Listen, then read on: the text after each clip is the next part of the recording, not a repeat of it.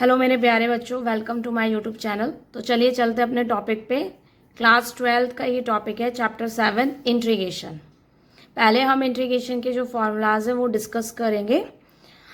जैसे first formula है sine x का जो डेरिवेटिव होता है D upon D x sine x. Sine x का डेरिवेटिव कितना होता है? Cos x.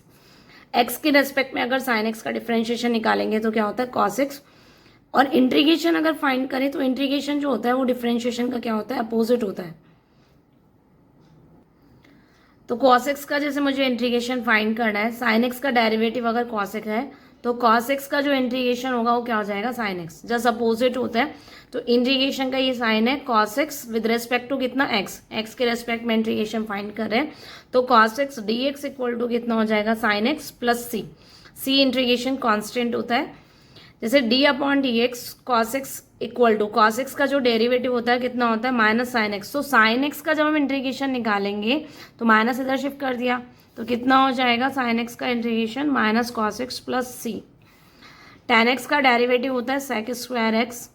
तो सेक स्क्वायर का इंट्रीगेशन कितना हो जाएगा? टेन एक्स प्लस सी।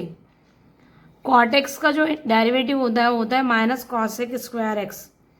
तो कॉसेक स्क्वायर एक्स का जो इंट्रीगेशन है ये माइनस कॉसेक स्क्वायर एक्स है, इसका इंट्रीगेशन है माइनस इधर शिफ्ट कर देंगे माइनस का cot X plus C. Sec X का derivative sec X tan X होता है।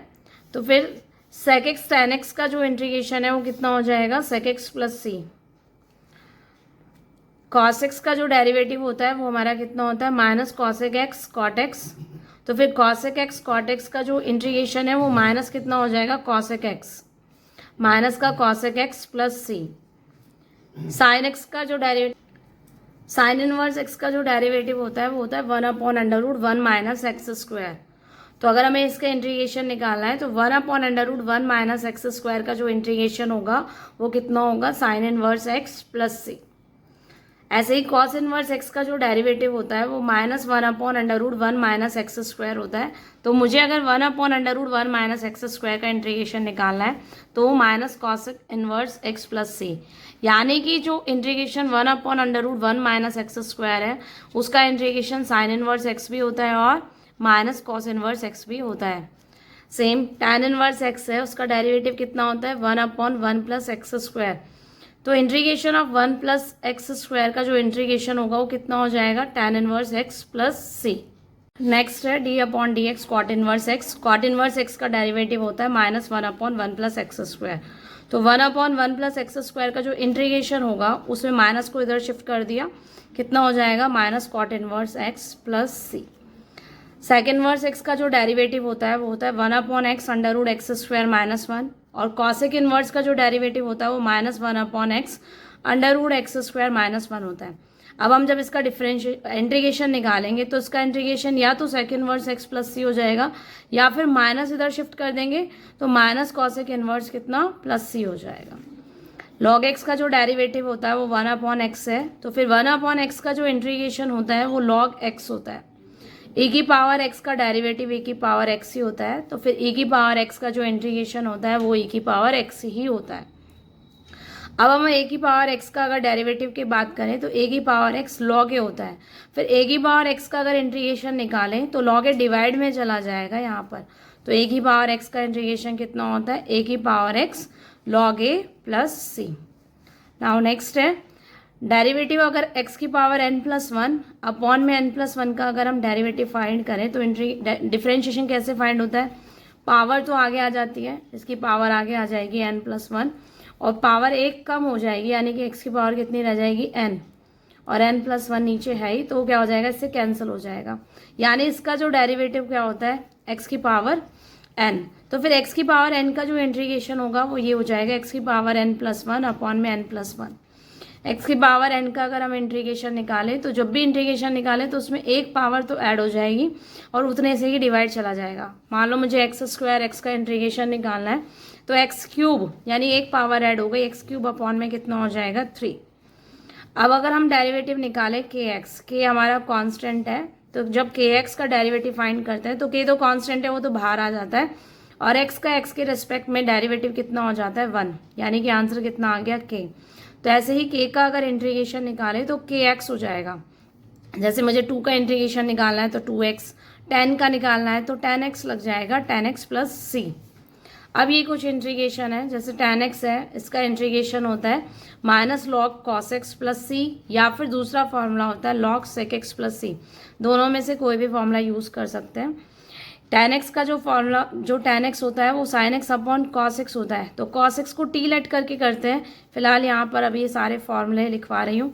तो 10x का जो फॉर्मूला होगा वो माइनस लॉग कॉस एक्स और या फिर लॉग सेक एक्स इंटीग्रेशन होता है।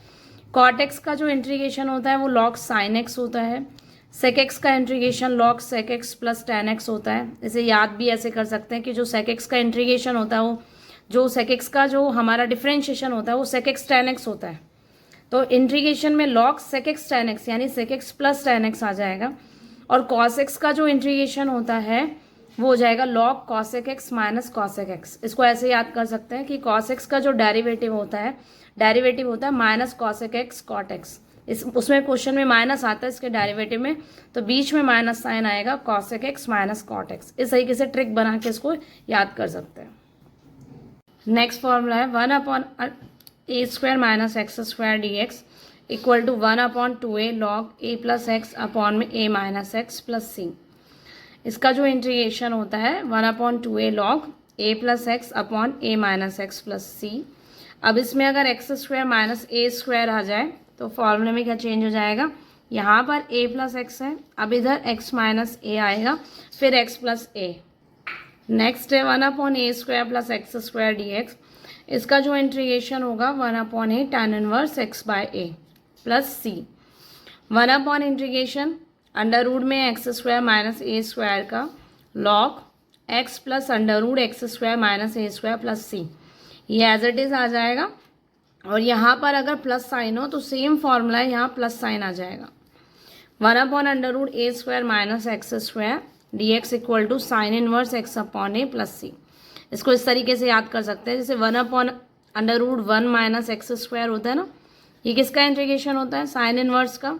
तो इसको कैसे याद कर सकते हैं, sign inverse x upon a plus c. 1 यहाँ कॉन्स्टेंट है, यहाँ ए कॉन्स्टेंट है। और अगर ए स्क्वायर प्लस एक्स स्क्वायर हो तो 1 प्लस एक्स स्क्वायर इंटीग्रेशन होता है tan इनवर्स का, इसलिए इस वाली आइडेंटिटी को formula 1 upon a tan inverse x by a plus c. इसको इस तरीके से याद कर सकते हैं। ये बहुत शॉर्ट वीडियो है। Integration of under root x square minus A square D x equal to हो जाएगा x upon 2 under root x square minus A square by 2 log x plus under root x square minus A square plus C. Same अगर इसमें plus sign आएगा तो जहाँ minus है वहाँ plus हो जाएगा, और यहाँ भी मिड में भी क्या हो जाएगा, प्लस का साइन, और यहाँ पर कितना हो जाएगा, प्लस। दोनों फॉर्मूले एक जैसे, प्लस में प्लस का आएगा और माइनस में माइनस का आएगा। Under root a square minus x square D x का फॉर्मूला कितना हो जाएगा, x upon 2 under root a square minus x square plus a square by 2 sine inverse x by a plus सी।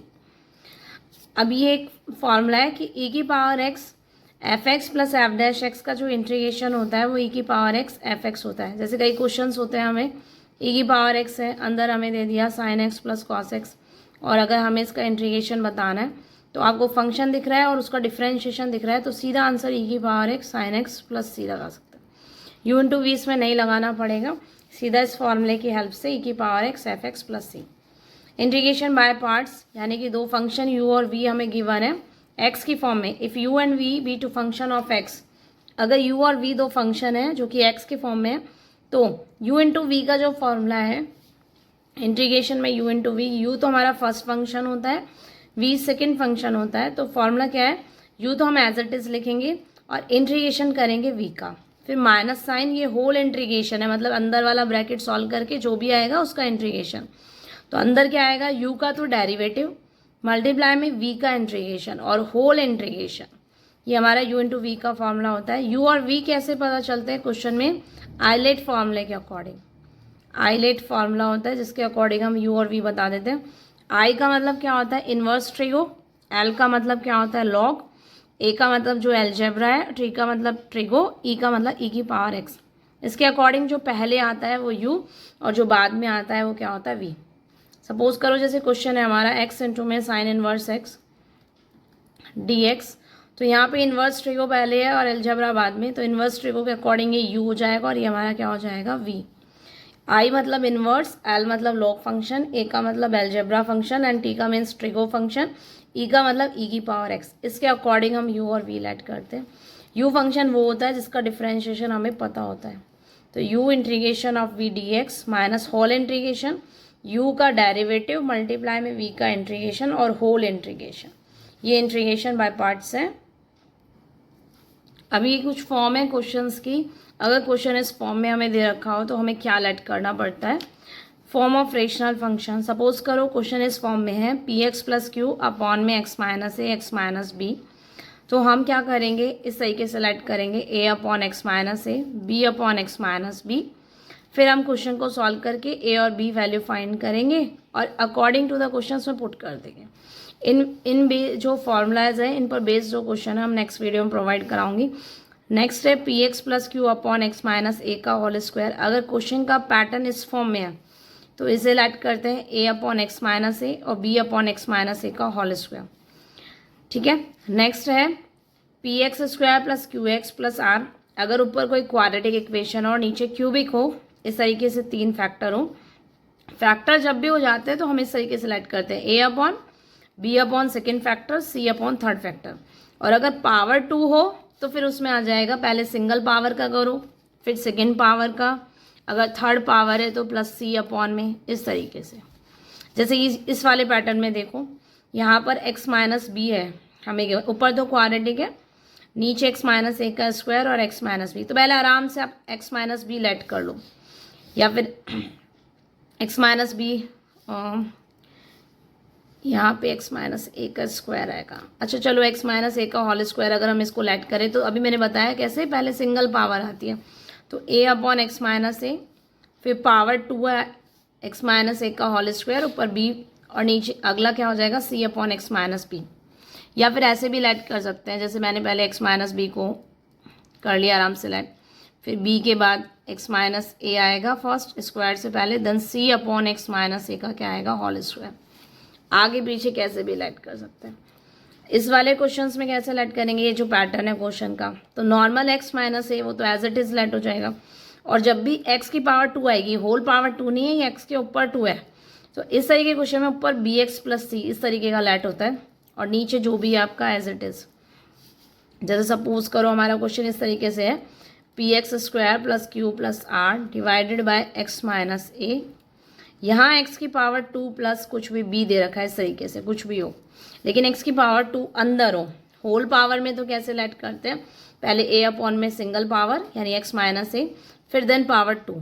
अब अगर x की power 2 है तो आप कैसे लेट करोगे, a अपॉन तो पहले नॉर्मल x माइनस ए प्लस जैसे ही x की पावर 2 है ना तो यहाँ पे बी एक्स प्लस सी इस तरीके से लेट होता है और नीचे क्या हो जाएगा एक्स स्क्वायर प्लस बी।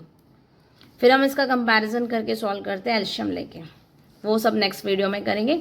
तो ये कुछ फॉर्मूला है इंटीग्रेशन पे। इस वीडियो में इतना ही। थैंक यू सो मच बच्चों, पढ़ते रहो बढ़ते रहो।